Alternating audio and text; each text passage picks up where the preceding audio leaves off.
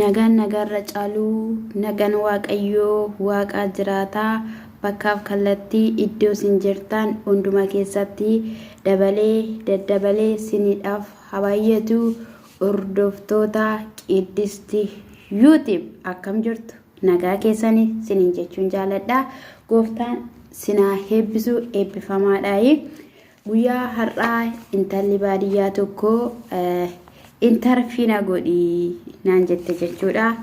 achumaan interfi godhe interfishii walwaleedhaan ni dhaggeeffanna jechuudha interfiin immoo akka oduutti jechuudha intalli baadiyyaa akkas jechuun yaada ishii ibsatte ani yeroo duraadhaaf wanta maatiin koo na ajajan naan ajajamaa akkasumas immoo ofii koodhaa fi hojjadheen bakka maatiin koo gargaarsaaf nan dandeenyetti biyyoota garaagaraarraa wayiin gabaa garaagaraarraa wantoota garaagaraa bitee gara magaalaa geessu nan gurgura ture akkasumas immoo araqee farsoo nan naqaa ture usumaan kanaan jiru hojii maatii koos nan hojjedha barumsa koos nan baradha haa ta'uyyuu malee amma qoraanis hin jiru caakkaanis murameera namni midhaan facaasee wanti ittiin socho'amu hin jiru dur qoraan funaannee cabsinee ittiin hojii barbaannee hojjanna turre armee qibaatii naa biti abbee qibaatii naa biti injennuuni maatiin keenya al tokko nu gargaaru turanii anis jala jalaadhaan waan na barbaachisu tokko tokko nan guuttadha amma garuu dubbiin akka durii miti caakkaanis hin jiru qoraanis hin jiru jetti haala kam jettee isheen intarfii gaafattu qiddisti gaafannaan qoraan bitanii wayiin dammoo muka bitanii baasuun hin danda'amu baay'ee ulfaata akkasumas gara magaalaa yeroon deemee chaappistiikii yookiin immoo chaappistiikii jedhan meekappaa ammoo meekappii kan jedhan sunis dibatanii babbareedanii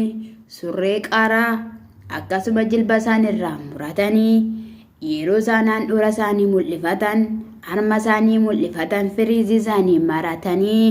akkasumas immoo shaanxaa isaanii gateettiitti baatanii qinni yeroo jedhan nanawwii jetti anis akkas jechuunan deebisee fi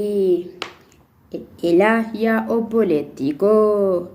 meekappii fi akkasuma chaappistiikiin surreen qaaraan jilbarraan ciccitee fi handhuura mul'ifachuun harma mul'ifachuun mataa firiizii godhachuun boorsaa baachuun jireenya galgalaa wayiin immoo jireenya boruu jireenya bara baraa hin ta'u of eeggannaa godhadhu akkuma durii keetti itti fufii jechuudhaan deebisee yeroo nan akkas jedhanii deebisu isheen immoo akkas naan jette akka miree maaliin hojjetamaa jireenya wuddii ta'eera akkasuma hojii garaagaraa hojjechuun hin danda'amu ishiin naan jennaaniin yoo sii danda'ameera ta'ee teekinooloojii wayiin deemu maashina wayiitti fayyadamii hojii kee itti fufi addaan eenkuutiini jabaadhu boruuf hin jedheeni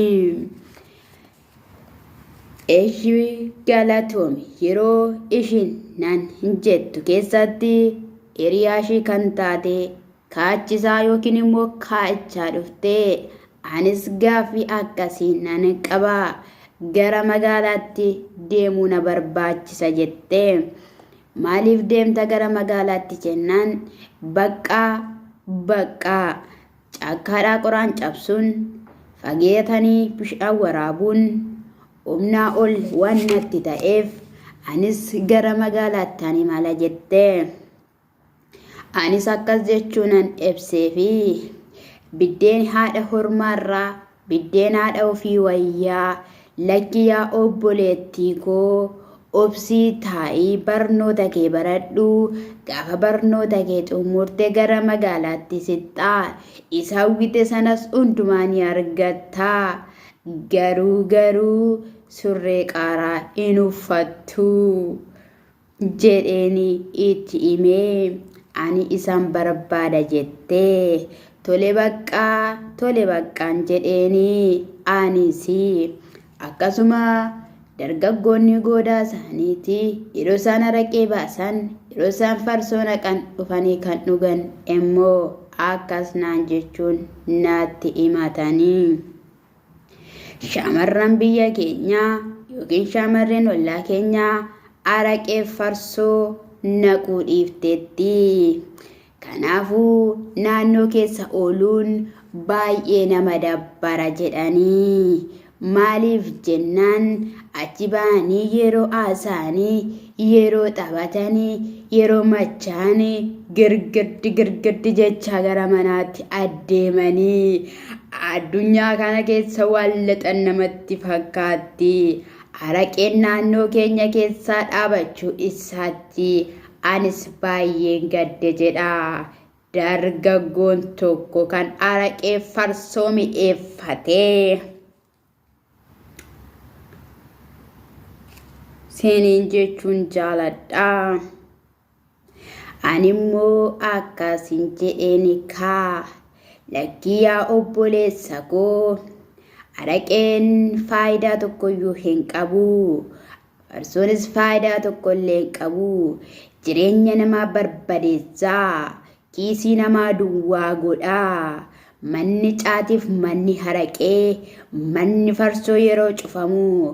gammachuu guddaatu natti dhagahaman jedheeni sinoo maal jettu. Tole egaa sinin jechuun jaaladha kaa hordoftoota koo kan taatan hunduma keessanii fi akkasuma illee uffannaan shamarreen baadiyyaa baay'ee kan namatti toluu fi baay'ee kan nama boonsu ture. Qaqqaaneffattootas turanii gadi jettootas turanii haadhaaf abbaafis in ajajamu turanii. Mee isheen amma akkami laata? Anillee yeroo kootti akkasuman ture. Sinis akkasuma akka turtan nan beekaa. Kanaadhaaf ajajamtu, kan abbaaf ajajamtu, kan obboleetti isheef ajajamtu. Waaqayyoodhaaf akka ajajamteetti haa fudhattu. Itti gammadas itti boqotas. Walifachuun, wal cirrifkachuun, walitti inaafuun akkasumas immoo tuffatanii wal bira darbuun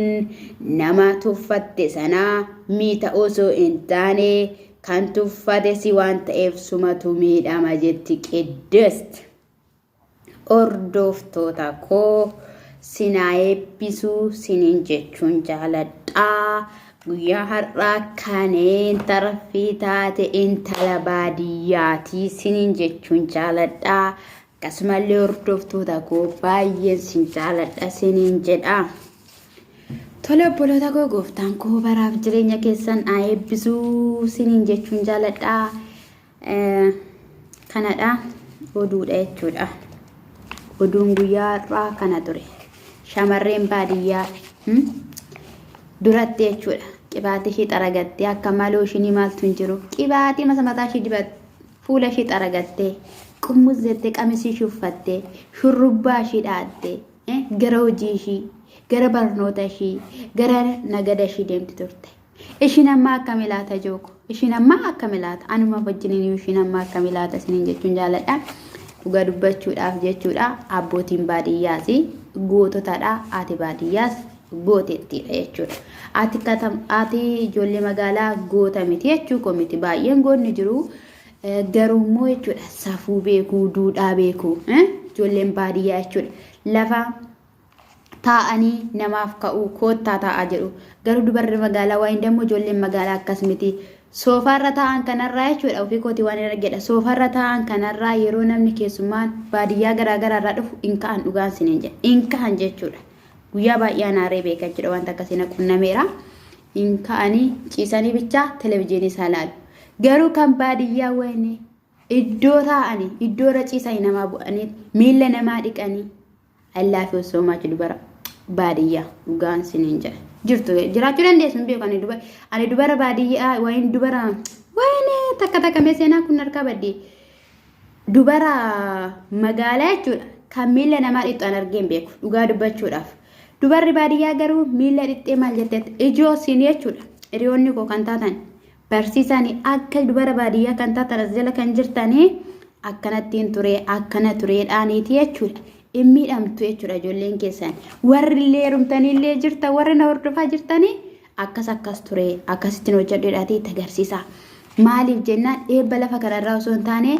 eebba waaqarraa argatu waan ta'eef siniin jechuun jaaladhaa seeraan guddisaa siniin jechuun jaaladhaa anaaf illee gaafa naaf kennamte seeraan akkan guddisu naa kadhadhaa indee siniin jechuun jaaladhaa kanadha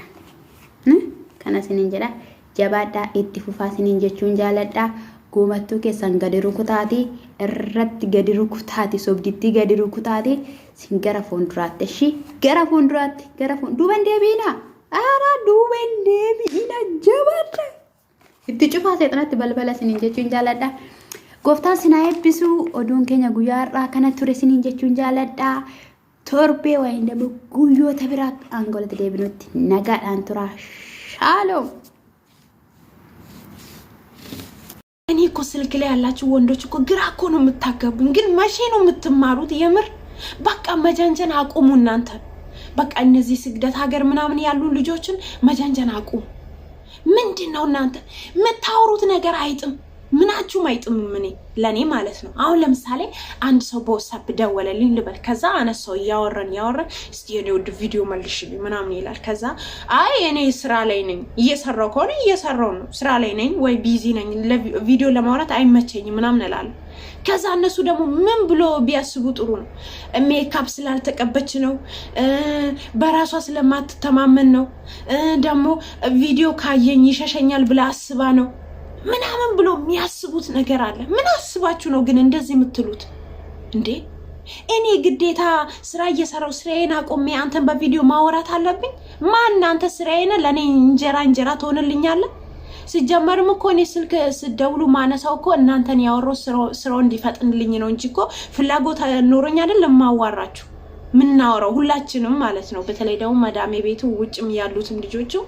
እንደዛ ነው እርግጠኛ ነኝ ዳሞ እሺ በቃ ብዬ ለአንድ ደቂቃ ልመናችሁ በእናትሽ አንዴ ብቻ ልይሽ ምናምን የምትሉት ነገር ከዛ አነሳለሁ በቪዲዮ